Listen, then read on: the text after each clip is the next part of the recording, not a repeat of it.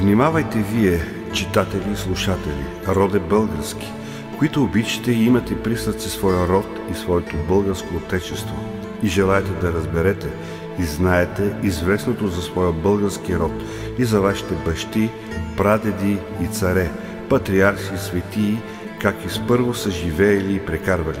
За вас е потребно и полезно да знаете известното за делата на вашите бащи, както знаят всички други племена и народи своя род и език. Имат история и всеки грамотен от тях знае, разказва и се гордее със своя род и език.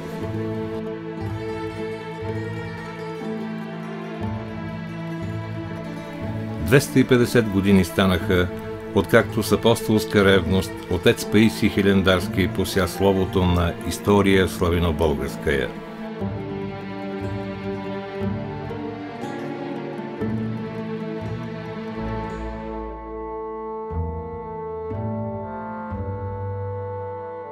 За да възкреси българите за нов живот и съзидание, да се разпознаят като общност, способна да твори и си отвоюва място сред бурите на новото време. Затова българите винаги ще се връщат към чудодейната сила на история славяно-българская.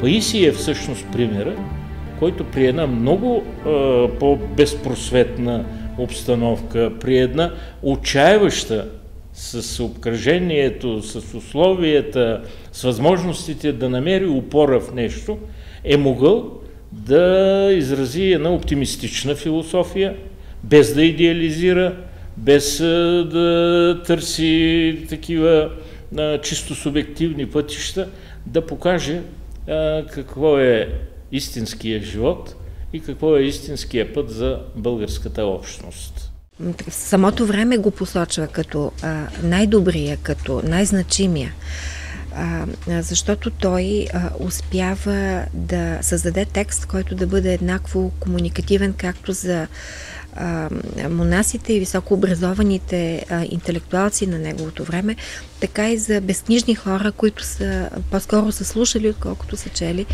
неговата история. Това е епохата, в която балканските народи започват да разбират, че не са били винаги част от Османската империя, а са били някога и свободни народи, че статусът им е бил доста по-различен и Паисий е един от първите, които разбират това. Но някои не обичат да знаят за своя български род, а се обръщат към чужда култура и чужди език и не се грижат за своя български език, но се учат да четат и говорят по-гръцки и се срамуват да се нарекат българи. О, неразумни юроде! Защо се срамуваш да се наречеш българин и не четеш и не говориш на своя език? Днес Банско е немислимо без сияйната сянка на отец Паисий, както и отец Паисий неизменно свързваме с Банско. Още през 17 век тук поникват кълновете на стопанско и духовно раздвижване. В 18 век в Банско израства мощно търговско съсловие, което изкупува памука от Беломорието и го изнася в развиващите се индустриални центрове на Европа. Връщайки се, керваните носят злато и европейски стоки, но най-ценният товар е духът на просвещението. Още в края на 17-ти, целия 18-ти до средата на 19 век, Банско се разбива като търговско селище и преживява небивал икономически и духовен подем. Защото банските търговци успяват да обсебят търговията по Беломорието, стигат до Средна и Западна Европа, където отварят кантори и фактически те по този начин оказват едно влияние, както икономическо, така и духовно, не само на Банско, но и на България. банскали са били едни свободни воинствени хора, които са пътували по цяла Европа. Техните кервани с стока са обикаляли Европа и най-вече до Виена. Те са имали възможността да гледат и да виждат какво се случва в тогавашна свободна Европа. Несъмнено има отражение върху духа на това селище и не случайно там са и Неофит Лилски, и Молеровите, и редица други фамилии още, които представят Банско и не само като икономически замогнало се селище, но като духовно издигнато селище. За рода на Паисий Хилендарски до днес живеят предания в Банско. Най-достоверното споделя Екатерина Бояджиева. Тя е девето коляно наследник на великия будител и десетилетия изучава историята на своя род. Едно от най-влиятелните търговски семейства на Банско в онази епоха представят Катерина и Билю Баанови.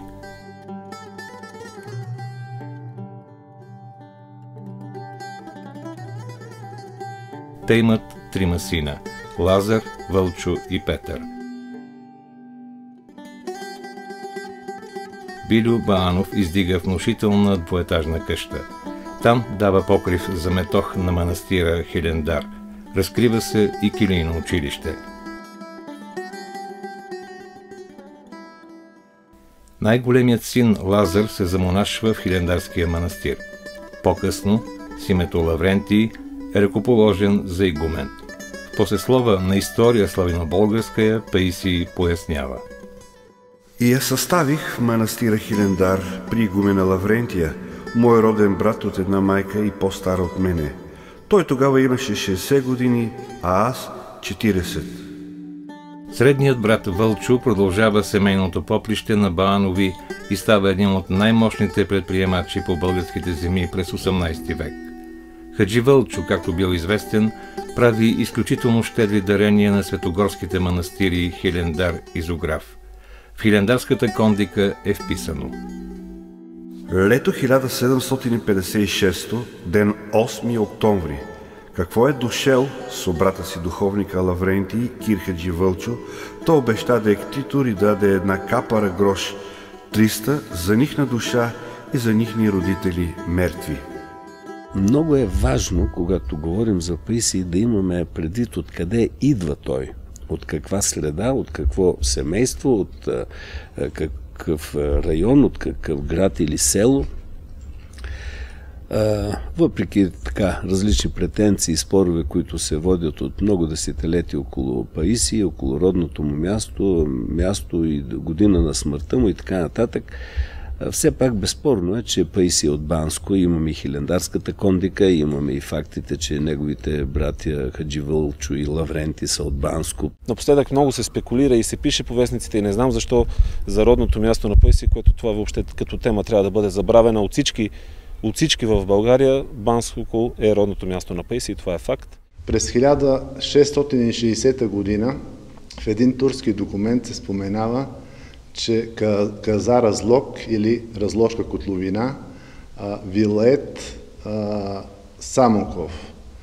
Това е изтъкнан този факт за това, защото повечето от опонентите се опитват да игнорират Банско, че той не е бил в пределите на Самоковска епархия по това време. А това не е така. Дори в Зографската кондика, където средния брат, крупният дарител, ктитор Хаджи Вълчо, дава големи дарения за Зографския и за Хилендарския манастир, там е изписано, че през 1757 година е упоменат неговия род и село Банско, от което той произхожда. Освен, че дарява пари, Хаджи възстановява и строи безценни светини. През 1756-1757 година изгражда полуразрушеното южно крило на Хилендар. Възстановява тамошния параклис Свети архидиакон Стефан, където отрежда подобаващо място на Свети Иван Рилски.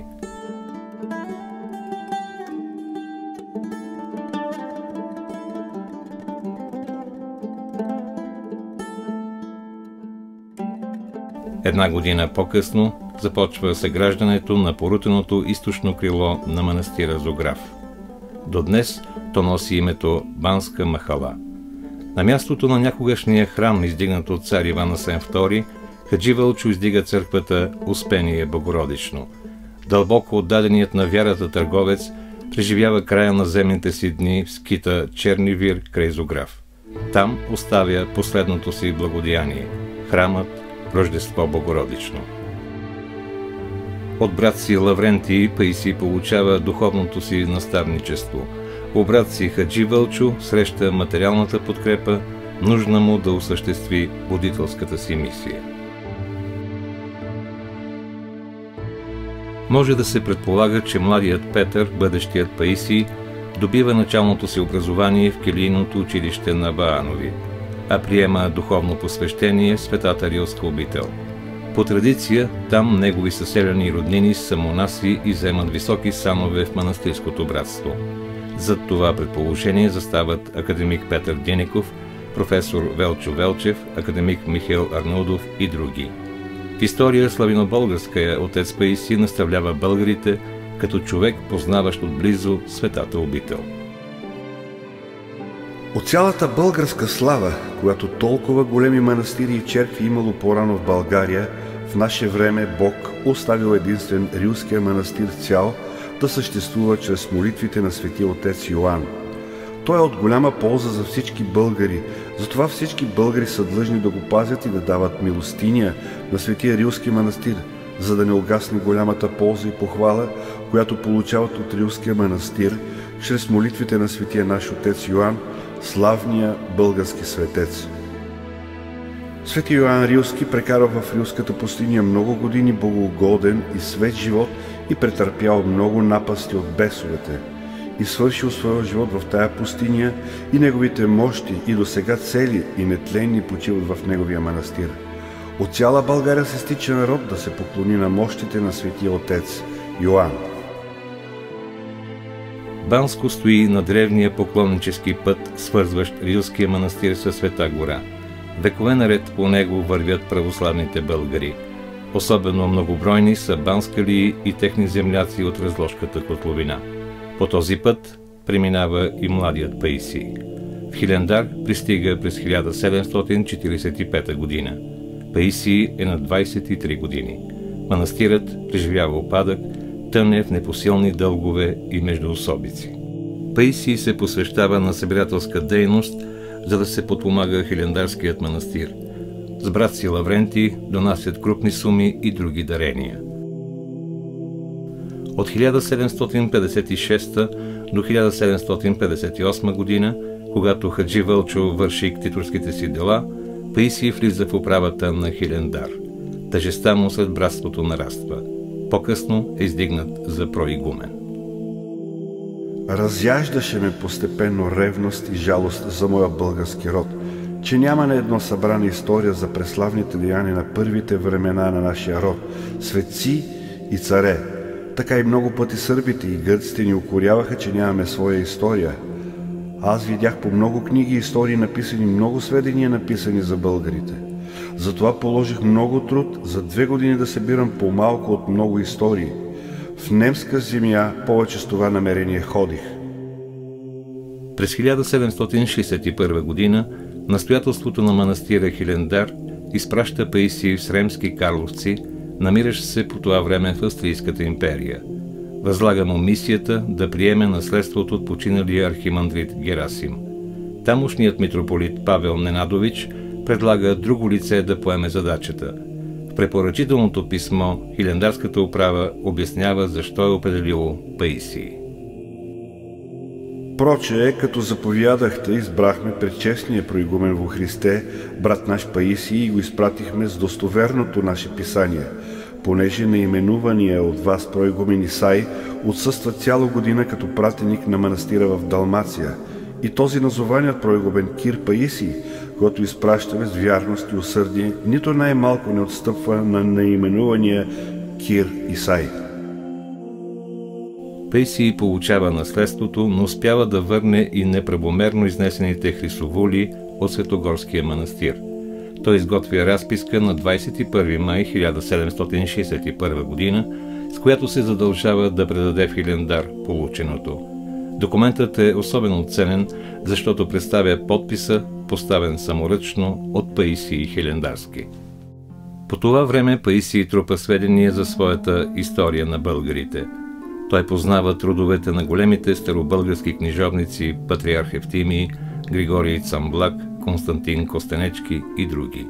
Изчел е житията на българските светци, ползва средновековните грамоти на българските царе и някои неизвестни паметници на днешната наука. Очевидно не са му чужди и народните предания за българското минало. Паисий е прегледал стематография на Христофор Жефарович. Сред най-значимите извори, които проучва, са изследванията на кардинал Цезар Бароний в история църковна и гражданска. Сремски карловци попада на книгата «Царството на славяните», написал я век по-рано Мавро Орбини. Там намерих Мавробировата история за сърбите и българите. Накратко за царете, а за светците никак не писал. Бил латинин, не почита българските и сръбските светци, които просияли после, когато латините се отделили от гърците. Но и за сръбските светци пише лошо и изкрива, а за българските никак не споменава. Дълго време нашата историография смяташе, че основните му извори са историческите трудове на Цезар Бароний и Мавро Орбини, двама известни историографи от предшестващата Паисий епоха. Видната българска изследователка професор Надежда Драгова доказа преди 50 години още, когато се честваше 200 години от написането на историята, че основните извори на историята са домашните извори. Защото Паисий на Атон е намерил твърде много извори от нашата старобългарска литература, грамоти, които българските царе са давали на манастирите, и изгражда основно историята си върху домашните извори. Така аз презрях своето главоболие, от което много време страдах. Така и от стомах много време боледувах. Това презрях поради голямото желание, което имах. И от много време погребаните и забравени неща едва събрах заедно. Написах речи и думи. Някои от класиците на възрожденистиката смятат, че точно Паисий полага началото на възрожденската книга. Днес ние уточняваме тази концепция, като обогатяваме контекста на 18 век с имената на други книжовници, които са работили заедно с Паисий малко преди него или малко след него. Характерно е, че не е само той. Едновременно с него пишат история на България и иерархи монах Спиридон, и анонимния зографец, още един историк, чието име не знаем, наричаме го зографец, защото ръкописът му е запазен в Зографския манастир. Тримата са се познавали, разменяли си текстовете, очевидно са се консултирали, значи можем да говорим за един историографски кръжец на Атон, български, от хора, които са се интересували от българската история. Набавил сведения от сремски карловци, Паисий се завръща в Хилендар, за да довърши историята. Но обстановката в манастира не е благоприятна.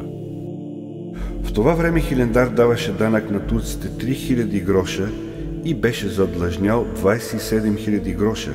И имаше голям смут и несъгласие между братята. Затова не можах да изтърпя това в Хилендар, излязох и дойдох в Изограф и там намерих още много сведения и писания за българите. Подобни грижи тежали и на Зограф. Едва ли и книжовникът е срещнал по-различно състояние на духовете. В това отношение специално обкръжението му в Хилендар особено, а и в Зограф е обкръжение, което по-скоро го е така въздържало, то не му е помагало, то се е съпротивлявало на неговата идея и дори ми е хрумвала така мисълта, че Паисий е писал до голяма степен нелегално своята история сърнобългарска, без да е търсил отзвука, контактите с своите самонаси. Особено, повтарям, в манастира Хилендар, където тогава, точно, и според свидетелствата на един Доситей Обрадович и други съвременници, е особено било силно напрежението между българи и сърби за принадлежността на Хилендар. И точно тая съпротива, а не тези там колко хиляди гроша борч на турската власт са били причината той да напусне, независимо, че брат му е игумен по това време, да напусне Хилендар и да се прехвърли в чисто българския манастир Зограф.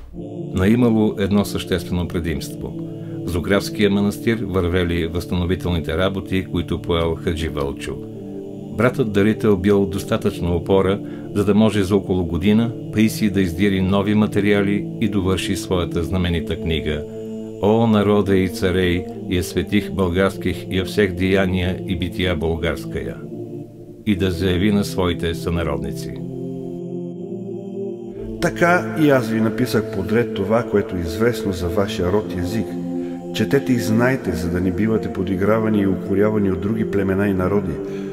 Твърде много обикнах българския род и отечество и много труд потребих да събирам от различни книги и истории, докато събрах и обединих историята на българския род в тая книжица за ваша полза и похвала.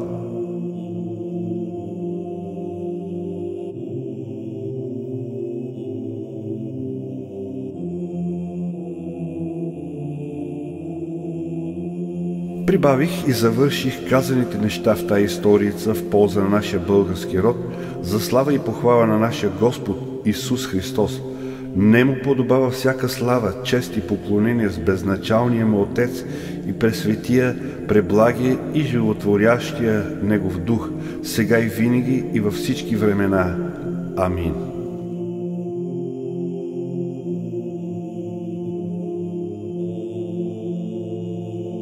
Паисий осъзнава, че освен да се сътвори, историята трябва да стигне до българските му сънародници. Преписвайте тая историца и платете, нека ви я припишат, които умеят да пишат, и пазете я да не изчезне. Това е голямото му предимство. Примерно, Иеросхимонах Спиридон, имаме само един препис от неговата история, не е посмял да тръгне да я разпространява. Зографската история, другата, не Паисиевата, така и си останала в ръкопис в Зографския манастир, на анонимния зографец. Знаем, че от преписите след това са правени и други преписи и така историята тръгва, разпространява се, преписва се до много късно време, до втората половина на 19 век се преписва неговата история. Паисий първи тръгва из българските земи, за да търси хора, годни да размножават ръкописа. През 1764 година той занася историята в Котел. Там се среща с Стойко Владиславов, известният по-късно епископ Софроний Врачански. На следващата 1765 година Софроний прави препис, в който напомня: Тази история я донесе иеромонахът Паисий от Света гора Атолска и я приписахме в село Котел. През 1772 година се прави Самоковски препис. Иерей Стоян оставя Казанлъшки препис. Историята преписва в 1784 година Дойно граматик от Елена. Появява се ръкописът на поп Пунчо от село Мокреш, който прави преработка. Много важно да се знае, че Паисий не е единствения.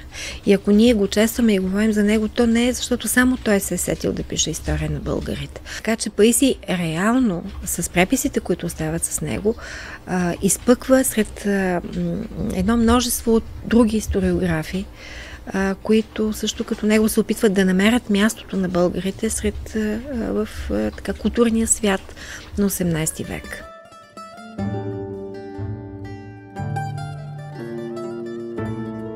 Неофит Рилски разказва, че баща му, свещеник Петър Бенин, чел история славяно-българская. Влиянието на Паисиевото слово е толкова разтърсващо, че от поклонник на елинската култура поп Петър става противник на гръцката образованост. В Банско имало поне още 4 по-късни преписа на историята. В музеен комплекс Банско се съхранява ръкописа на свещено-иконом Костадин Чучулайн, завършил го през 1882 година. Много интересна подробност ме свързва с него и тя е свързана с моя прадядо, иконом Костадин Чучулайн, който е направил единственото запазено и до днес ръкописен препис на история славяно-българска. Тя се пази и до сега в моя род. Това е единственото запазено копие, с което аз изключително много се гордея. Нищо не се знае за последните дни на отец Паисий. Предполага се, че минават по знака на тежките му здравословни изпитания.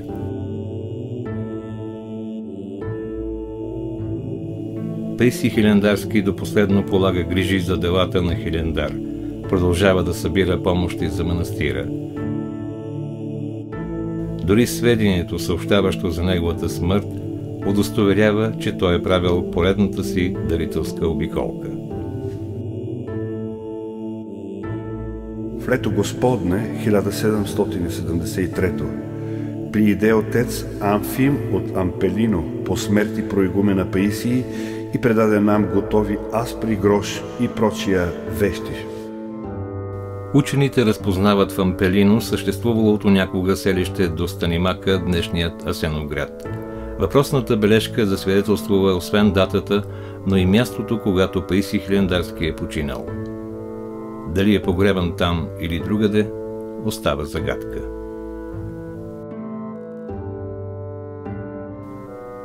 История славянобългарска е поема победоносно по предначертания от Паисий път. Вярата, молитвите, мечтите на светогорския монах намират историческия си израз. Духът на Възраждането обладава най-издигнатите свещеници, книжовници, учители. Българите по всички краища на етническото им землище възкръсват за новата си съдба. Един век по-късно те извоюват църковната си независимост. А след Руско-турската война през 1877-1878 година на политическата сцена отново се появява българската държава. История славянобългарска става второ Евангелие за българския народ. Софроний Врачански поставя своя препис при свещените книги в олтара на храма в Котел и прибавя сурово предупреждение. Който го присвои или открадне, да е афоресан и проклет от Господа Бога Саваота. Неофит Бозвели, Константин Фотинов, Васил Априлов първи поемат светлината на Паисиевото слово. Петко Рачов Славейков изповядва. Прочитането на тая история развея калугерската мъгла, която ме беше обзела. До сега аз мислех едностранчиво само как да спася душата си, а след прочитането на тая история си зададох цел как да спася народа си, т.е. как да му вдъхна патриотизъм. През 1858 година Георги Раковски пише до Драган Цанков. Открих една история ръкопис българска, писана в лето 1762 в Атонска гора от някого си иеромонах Паисия. Тя е доста обширна и писана от учена го човека. Истинското място на история славянобългарска пръв отрежда Марин Дринов. През 1871 година той пише статия, в която заявява: над българската земя, като зиждителното слово, над първоначалния хаос, се раздал глас от Хилендарски манастир и разнебитените и разглобени българи от този глас са начнали да се сгубяват пак в един народ. 4 години по-късно Любен Каравелов пояснява. Паисий, по думите на Марин Дринов, е живял в 18 век. Неговата летопис е важна не само за български език в уния времена, но и за историческите факти, които са извлечени от него и с различни исторически паметници. История славянобългарска среща жив интерес сред чуждестранни учени. Препис получава Юрий Венелин. Паисиевия труд познават Виктор Григорович, Гил Фердинг, Владимир Лемански, Александър Чертков, които спомагат в изследванията си да се задълбочава познанието за миналото на българите. Италианският изследовател Артуро Крония анализира през 1939 г. влиянието върху история славянобългарска на Мавро Орбини и Цезар Барони. През 1984 г. професор Норберт Рандов прави прецизен превод на историята на немски. В края на 20 век я превежда на италиански професор Армандо Питасио. Превежда се и на френски, предстои да се преведе и на испански, както да се направи нов превод на гръцки. И в Банско традицията продължава, тя никога не е прекъсвала, защото през 18 век Банско дава на България Паисий Хилендарски, през 19 век дава патриархът на българската просвета Неофит Рилски и в по-ново време през 20 век дава световно известният поет Никола Вапцаров. Разбира се, има и други по-малко известни личности, но тук не можем да изтъкнем, че през втората половина на 19 век в Банско се създава една от 4-те иконописни школи в България, като нейн основоположник става Тома Вишанов Молера, и в последствие тази школа изиграва много важна роля в изобразителното изкуство, в иконописта по българските земи. Имам така едно мнение, че колкото са важни народните будители, толкова са важни народните пазители. А именно това са хората, които пазят документите на будителите и ги предават после на нас след много години. И такъв един документ беше намерен от моя чичо Коца Икономов, който ми го даде. Това е една реч, едно слово, което е държал моя прадядо, също иконом Костадин Чучулайн, в църквата Света Тройца, по повод една година от освобождението на Банско турско робство и Балканската война. Покойници, вие се оказахте истински християни, достойни наследници на Крума и Самуила, проче бъдете наши пътеводни звезди. Вие ще живеете вечно в нашите души. Кажете на нашите отца Паисия и Неофита Рилски да се радват, че техният роден край е свободен, и да скърбят, че техният идеал по каприза на съдбата не се сбъдна до край. История българска е едно предупреждение, например, една поука, а и предлага един извод, според който дори един малък народ, какъвто сме ние сега, свили се на тази малка земя, да държим на своето, да търсим пътища за отстояване на националното, независимо от тези сценарии, от тези глобални проекти, които на империите, на големите държави днес не се отразяват така пагубно с последиците си, както се отразяват върху съдбата на един малък народ. Паисий в 18 век е извършил нещо, което ние днес се опитваме да правим. Той е потърсил собствено българското в контекста на няколко сходни общности, каквато са били православната и славянската общност. В този контекст той се опитал да намери това, което създава уникалното достоинство на българската нация. Значи, ако приемем това като едно знаково послание за днешното време, той наистина ни отправил изключително важно послание. Да пазим своята национална идентичност, защото има с какво да се гордеем като българи. И да развиваме своята култура, своята ценностна система. В този смисъл Паисий е не само изключително важен и актуален за онова време, но така непреходен през хилядолетията, непреходен в настоящето и бъдещето на българите.